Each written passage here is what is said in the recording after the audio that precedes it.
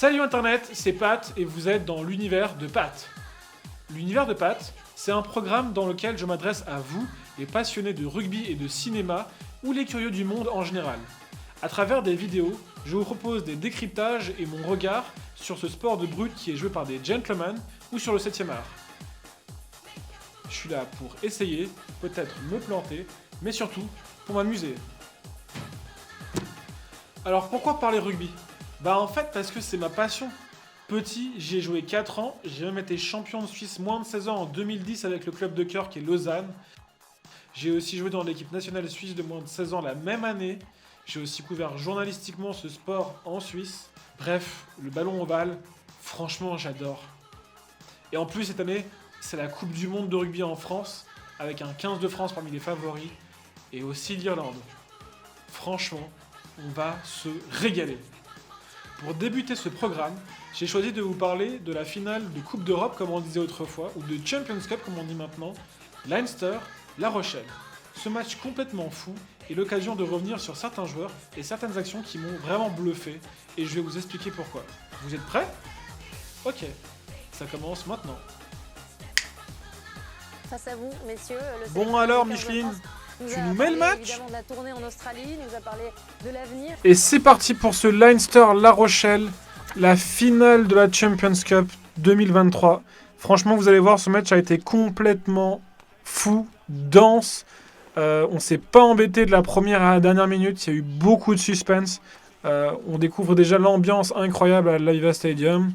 Et quel défi c'est pour les Rochelais de venir les défier dans ce stade, acquis à leur cause. Et le match commence avec un coup d'envoi très profond de Ross Byrne. Il va chercher intelligemment la profondeur pour mettre en difficulté Bruce Dillon, qui va trouver malheureusement une petite touche pour lui. Je dis malheureusement parce qu'en plus ça va être fatal au Rochelais. Premier lancement en touche. Hop, le 8 qui est venu couper la trajectoire de la balle sur l'enjeu de touche. Il y a eu feinte du sauteur. Dan Sheehan qui vient ensuite aplatir en coin cet essai. Magnifique essai de Dan Sheehan. Vraiment très très bien construit. Quel cas d'école à montrer dans toutes les écoles de rugby bien sûr. On voit un essai d'anthologie qui à mon avis fera date dans l'histoire de la Champions Cup ou anciennement la Coupe d'Europe. On voit Sheehan qui lance, le 8 qui coupe alors que le sauteur avait sauté en tant que feinte. Et ensuite on voit Sheehan qui a bien suivi, qui récupère la balle parce qu'il y avait un 2 contre 1. Et c'est fatal, c'est un essai imparable. 5-0. Et transformation à suivre, transformation qui sera transformée, ça fera 7-0. C'est vraiment un début de match horrible pour La Rochelle, qui n'a rien pu faire sur cette action, qui s'est fait dépasser, qui n'a pas anticipé un tel lancement, qui est peut-être aussi une mauvaise couverture en défense de l'ailier gauche. Donc c'est un peu dommage, mais c'est malheureusement un premier essai encaissé. Ross Byrne à la transformation, il va prendre son temps et gentiment passer ses premiers points au pied de la journée. Ça fera 7-0 pour le Leinster. Ça fait 2 minutes de jeu. Franchement, ça commence mal pour La Rochelle. On peut pas dire autre chose. Tout de suite, on revient dans le match avec à la 4e minute une belle mêlée dans les 22 Rochelais en faveur du Leinster. Leinster qui s'apprête à jouer la première mêlée du match, il me semble.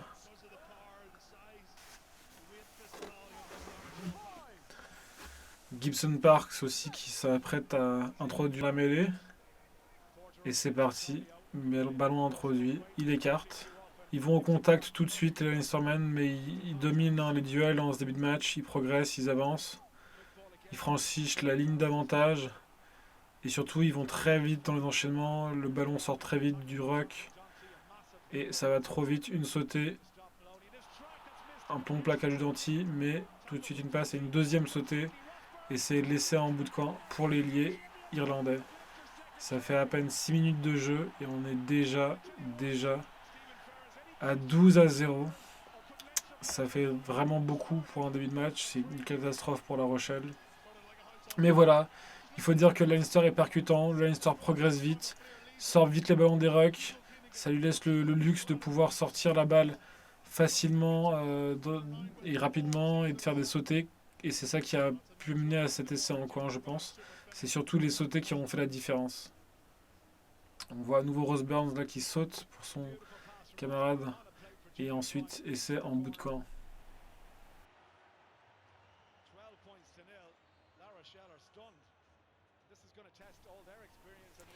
Et les supporters, ils sont vraiment ravis. Quand tu es à la maison et que fais un tel début de match, franchement, ça commence à sentir très très bon. Mais un point important dans ce match, ça va être les transformations de Ross Byrne, qui ne va pas être parfait au pied. On va le voir tout de suite. Il y a 12-0. À ce moment-là, c'est bien de prendre un bon break, d'être à 14-0. Malheureusement pour lui, son pied va trouver le poteau gauche. Ça va être... bon, elle n'était pas facile, elle était en coin, mais ça va être une chose importante dans ce match qui a été finalement quand même très serré et qui se termine par une victoire d'un petit point de La Rochelle, comme vous le savez sûrement.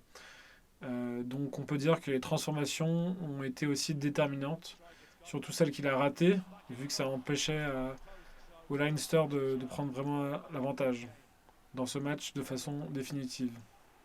Un peu des séquences côté Rochelet quand même qui commencent à toucher un peu la balle, mais on voit que ça recule quand même vite. Voilà, là Greg Aldrit qui est coffré. La très très grosse défense du Leinster, il faut dire surtout en première mi-temps qui a été vraiment incroyable. Et puis on recule, mais là on franchit pas la ligne d'avantage, c'est ça le problème. Ensuite, sur un magnifique plaquage et un contre-rock gagnant, les Rochelais se mettent à la faute. Gibson Parks joue intelligemment le coup. On voit Carvalho qui plaque alors qu'il n'est pas à 10 mètres. Ça va être très pénalisable pour lui. Il va écoper d'un carton jaune quelques secondes plus tard pour acte d'anti-jeu. Pénalité, avantage. Ross Byrne joue au pied. Et on trouve ensuite une petite touche qui fait qu'on va revenir à l'avantage. Ça, c'est un moment important du match aussi, puisque Jacob Paper, l'arbitre, va mettre la main à la poche. Il va sortir un carton jaune contre Carvalho. Et ça fait donc du coup un joueur de moins sur le terrain. 15 contre 14. 15 pour Leinster, 14 joueurs pour La Rochelle. Jacob Paper est assez sévère, mais c'est réglementaire. C'est dans le cadre des règles du rugby. Et en plus, ils prennent la pénale touche pour mettre toujours la pression. Ils ont déjà 2 essais d'avance. Ils veulent engranger encore plus de points qu'une simple pénalité de 3 points. Ils veulent tenter l'essai. Et donc, pénale touche, bien trouvé dans les 22 mètres Rochelet. C'est quand même très compliqué quand on est à 10 minutes de jeu, qu'il y a déjà 12-0 et qu'on est à 14. C'est vraiment de très mauvais augure. Surtout que sur les séquences où La Rochelle touche la balle, en fait, La Rochelle recule. Donc ça, c'est assez négatif.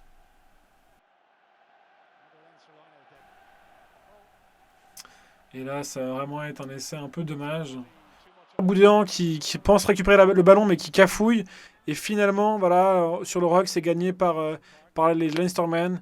Et on voit Gibson Park qui écarte au large dans un premier temps, avant intelligemment de... Regardez bien, il pense aller à gauche. En fait, non, il change, il va à droite. Il passe pour Sheehan. Sheehan qui est resté en bout après cette touche. Et qui reste et qui aplatit. Et voilà, ça fait un 3e essai pour le Leinster en ce début de match, qui est un début de match absolument canon. Il est resté exprès, certainement, en roublard qu'il est, sur le bord de terrain, sur le bord de touche, plutôt, pour créer un espace. Et donc pour ensuite jouer un peu à l'ailier au cas où. C'est là que c'est très bien fait par Gibson Parks qui saute tous ses joueurs pour passer ensuite à Sheehan qui est en bout tout seul et qui peut marquer un essai en coin. Ça fait du coup 17-0. Et là on se dit que ça va vraiment vraiment être très très compliqué pour La Rochelle de revenir dans cette partie. Et ça fait 12 minutes que La Rochelle joue. 12 minutes.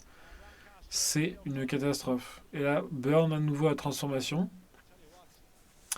Byrne qui va tenter une nouvelle transformation. À nouveau, les transformations ont été le point négatif pour lui dans ce match. Il en a raté 2. Il a raté une première sur le poteau gauche. Il va rater la deuxième maintenant sur le même poteau. Ça ne s'est pas joué à grand chose. C'était à chaque fois des transformations en coin qui n'étaient pas faciles. Mais à l'arrivée, ça fait moins 4 points.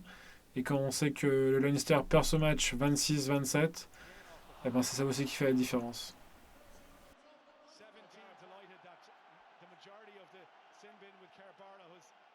Une petite mêlée ensuite à la 19e minute dans les 22, même dans les 5 mètres du Leinster pour La Rochelle. La Rochelle qui a réussi à gagner du terrain. Il était temps.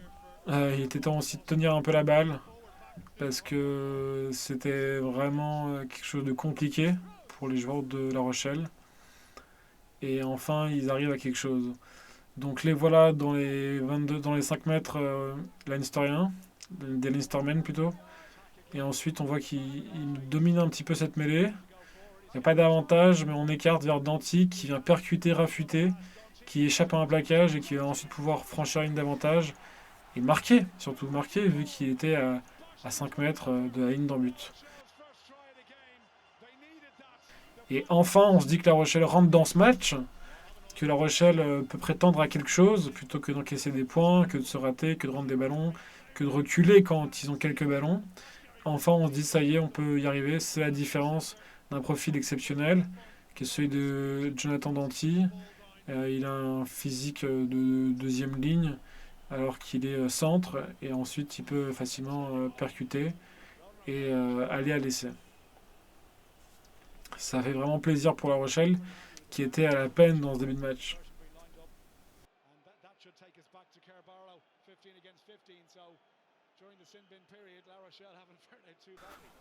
Une transformation qui sera ensuite facilement transformée par Antoine Astoy, vu qu'il est dans l'axe des poteaux, quelque chose d'assez facile à transformer, et ça le sera. Et voilà, on voit ensuite que Gibson Park vient tout de suite pour le contre-rock, et le contre-rock qui continue. Et ensuite, on voit là Romain Sazi qui progresse. Ensuite, ça continue à plaquer bien sévère côté Leinsterman. Il roche les reculs. Le contre-rock est gagnant. Et on voit ensuite Gibson Parks qui a gagné ce ballon. On vient ensuite se charrier avec Will Skelton. Gibson Parks et Will Skelton qui se charrient. Et ça part ensuite en petite bagarre. Un fait de jeu qui fait remarquer qu'il y a de la tension côté Rochelet notamment. Et qu'il faut absolument corriger ça pour avancer dans ce match.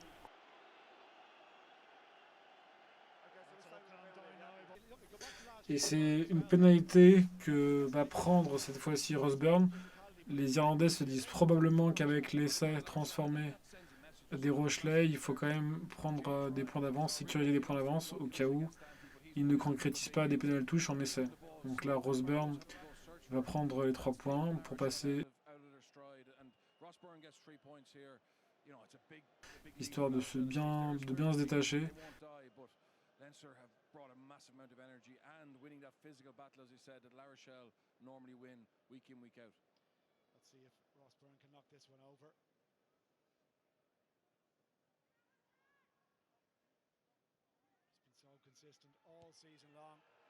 Voilà, la pénalité passe facilement entre les poteaux. Puis on voit une super action côté Rochelet à la 35e minute, juste avant la mi-temps. Un coup de pied d'Antoine Astoy qui va ensuite se concrétiser en véritable action d'essai. Il n'y a pas dans l'avant, là c'était au genou.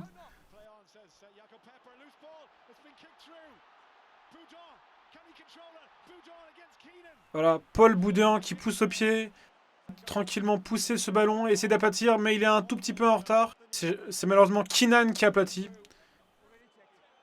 Et donc on évite un essai à côté Leinster. Puis juste avant la mi-temps, on a un Nestlé Rochelet qui redonne vraiment un espoir important dans ce match. C'est important de revenir à moins 9 avant la mi-temps. Les Rochelais qui progressent. Et puis ils vont se défaire de plusieurs rucks. Alors ils sortent lentement la balle, mais ils sortent quand même la balle, ils progressent. Et là, à l'impact, ils font plus la différence. On a à nouveau du jeu simple du côté Rochelais. On écarte, mais ça suffit. Les rucks sont assez courts. Le ballon est vite écarté. Donc ça permet de mettre un essai en surnombre, tout simplement. Du beau jeu, efficace. On passe ensuite au ballon rendu par les Leinstermen. On voit ici même une touche directe trouvée par Lowe qui coûte cher à son équipe, qui rend en plus la balle en bonne position sur la ligne des 22 mètres à La Rochelle. Puis plus tard, ce sera à nouveau le cas, une minute plus tard, sur Lowe qui l'a complètement dévisse dans ses 22 mètres et trouve une toute petite touche. C'est extrêmement dommage pour les Leinstermen qui rentrent des ballons dans leur camp, dans leurs 22 mètres ou devant leurs 22 mètres. Puis ensuite, c'est Brisudin qui gagne une partie de ping-pong rugby face à Gibson Park qui va complètement dévisser. Effectivement, le numéro 9 irlandais qui sur ce coup se rate, lui qui avait réussi tant de choses dans ce match jusqu'à présent. 68e minute de jeu. Là, les choses commencent à devenir sérieuses pour La Rochelle, qui occupe de plus en plus le terrain et les 22 mètres du Leinster. On est au bord de marquer un essai pendant plusieurs minutes. Tout d'abord, un maul écroulé qui provoque une pénalité.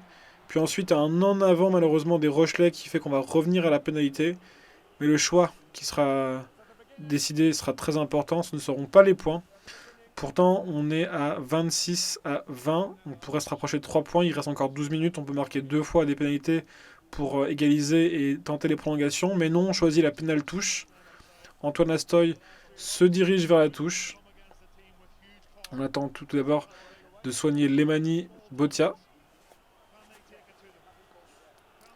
On revoit la touche, effectivement, bien gagnée par les Rochelais. Une touche où le maul qui suit sera effondré, ce qui est absolument interdit. Et ensuite, l'en avant du numéro 17 qui perd le contrôle du ballon. Pénal touche donc pour Antoine Astoy. D'abord, on se parle un petit peu entre Rochelais pour savoir ce qu'on va faire en lancement de touche. Et puis, la touche est trouvée facilement.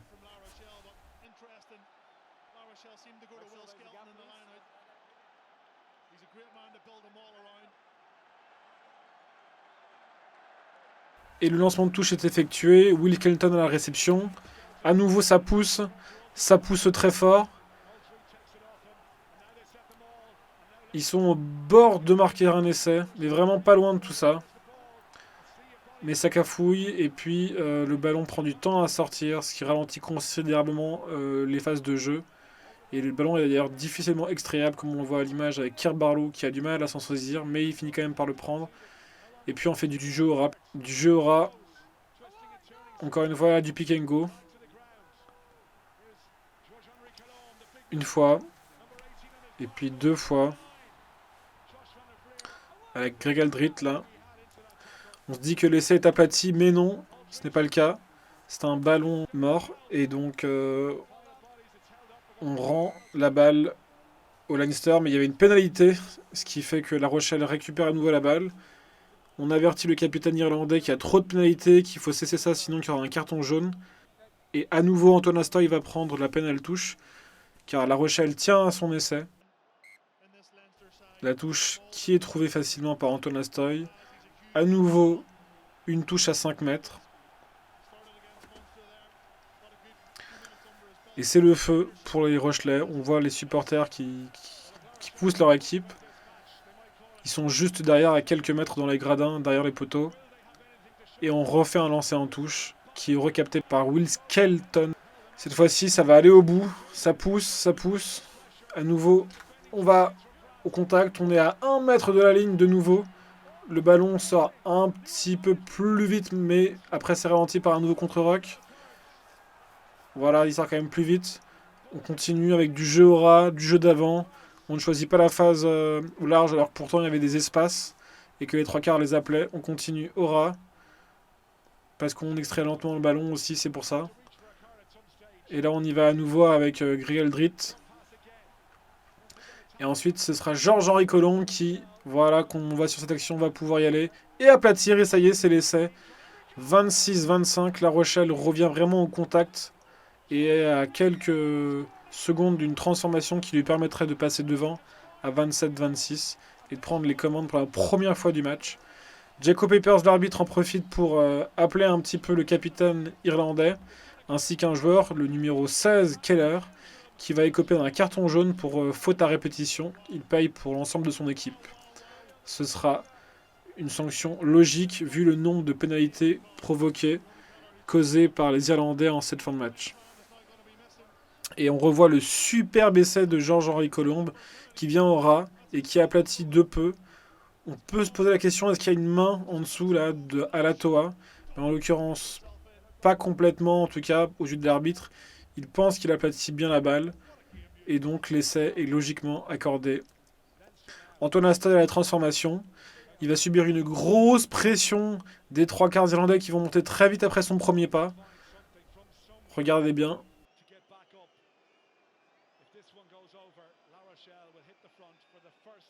Il se concentre.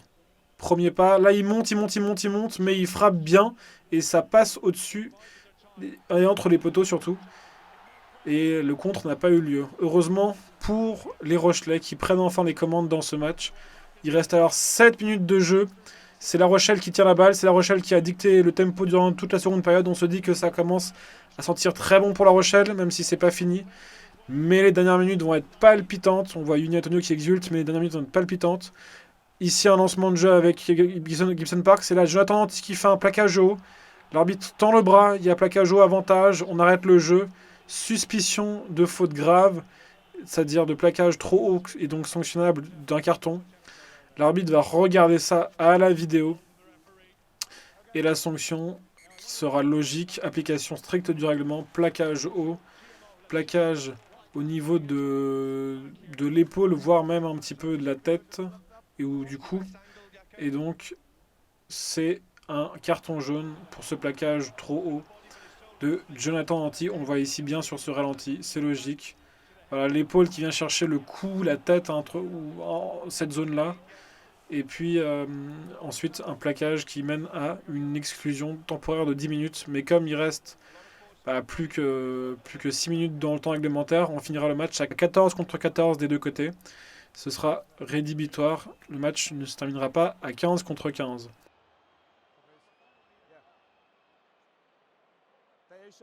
Et c'est donc un carton jaune logique pour Jonathan Danty, ce qui va complètement rééquilibrer déjà numériquement le match, mais en plus donner un très bon ballon en pénal touche pour Ross Byrne, qui ne tente pas les 3 points, lui qui a échoué 2 fois à transformer.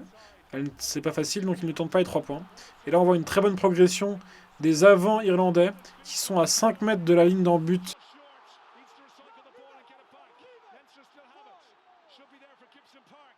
Et là, Gibson Park qui va extraire le ballon. Ça prend du temps. C'est extrêmement lent.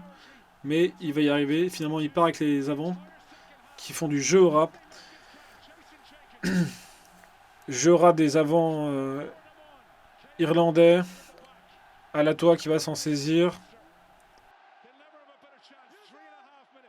Voilà. Encore du jeu au rap en pick and go. Ça continue. Jusqu'à une action qui sera extrêmement litigieuse et qui va être un dernier tournant dans ce match. Encore du pick and go, encore du jeu au ras. On se bat. C'est extrêmement tendu, serré. Là, on part un petit peu au large. Mais finalement, on plaque bien côté Rochelais. On récupère la balle. On se dit que le plus dur est fait. Ça y est, les Rochelais tiennent le ballon. Ils peuvent écarter en touche. Mais regardez bien ce qui va se passer. La touche ne sera pas trouvée par Brice Dulin. James Lowe récupère le ballon et remet immédiatement une grosse pression. Voilà, il vient au contact. Bon plaquage Rochelais contre James Lowe. Là, à nouveau, Gibson Park qui écarte. Le jeu qui se fait plutôt en affrontement, en avançant au ras, sans chercher vraiment les extérieurs côté irlandais. Et donc, il progresse relativement peu, mais il progresse tout de même un petit peu, jusqu'à, voilà, on écarte bien au large, et là, le temps que la défense Rochelais sur place, on gagne déjà 2 mètres, c'est déjà beaucoup mieux.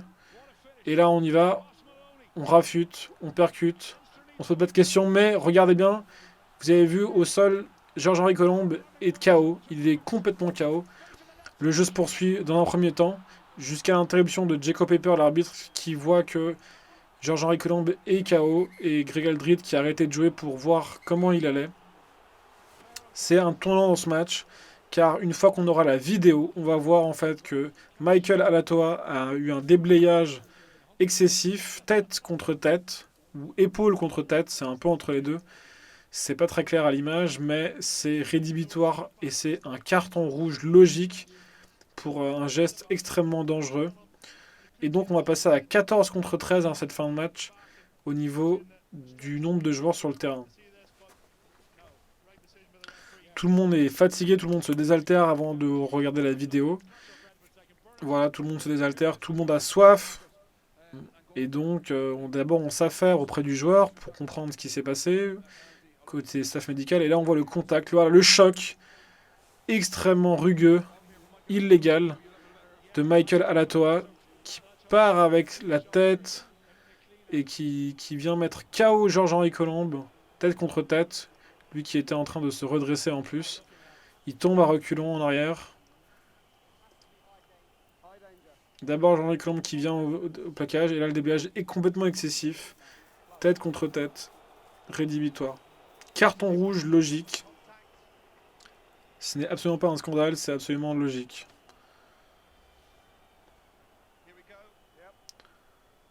Georges-Henri Colombe qui a d'ailleurs marqué le dernier essai Rochelet, qui aura donc été très utile dans ce match avant malheureusement de pouvoir sortir sur un gros KO. Lui qui est entré en deuxième mi-temps. Voilà, on voit Jaco Peppers qui s'est réuni avec les autres arbitres, qui va chercher les joueurs irlandais, notamment le 18, Michael Alatoa, qui va écoper de ce carton rouge.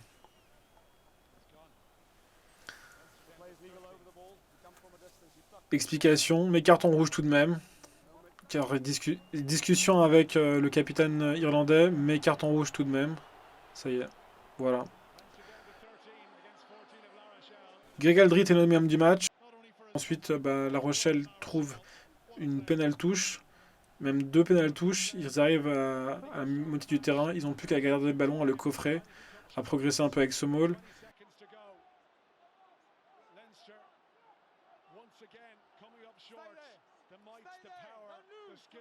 Carbarlo qui s'y met, comme on le voit. Et ensuite, on aura Greg Aldrit qui va écarter pour Antoine Astoy. Et la victoire rochelaise, 27-26. Une victoire de légende. Voilà, on voit Greg Aldrit qui vient, qui sort. James Lowe qui pousse une dernière fois, mais Greg Aldrit sort le ballon quand même. Et ensuite, ça y est, on peut exulter côté Rochelet. Tout le staff Rochelet qui envahit le terrain. La Rochelle a gagné sur le gong. On a écarté le ballon en touche. Et donc, c'est fait. Quel match intense, quel match incroyable. Franchement, on s'est régalé. Il y a eu de l'intensité, il y a eu du suspense. Du début à la fin, on s'est demandé qui allait gagner le match. On a cru au début de match que La Rochelle ne pourrait pas revenir, que 17-0 au bout de 12 minutes ce serait rédhibitoire et que le score pourrait s'aggraver à 30 ou 40 points côté Leinster. Finalement, ils sont complètement revenus. Le Leinster a laissé tous ses ballons en deuxième mi-temps. C'est très étrange et on voit Romain Sazi et Greg Aldrit qui enfin soulèvent cette coupe, cette Champions Cup avec tous leurs camarades. Magnifique récompense côté Rochelet. Les Rochelais qui ont livré un match où ils ont du mal à rentrer dedans au début, mais qui, quand ils ont tenu le ballon, ont souvent progressé, ont fait un peu moins de fautes que les Leinstermen, et qui globalement, je pense, méritent leur victoire, qui enchaînent une deuxième victoire sur le toit de l'Europe en 2 ans d'affilée. C'est magnifique pour eux. Félicitations à eux.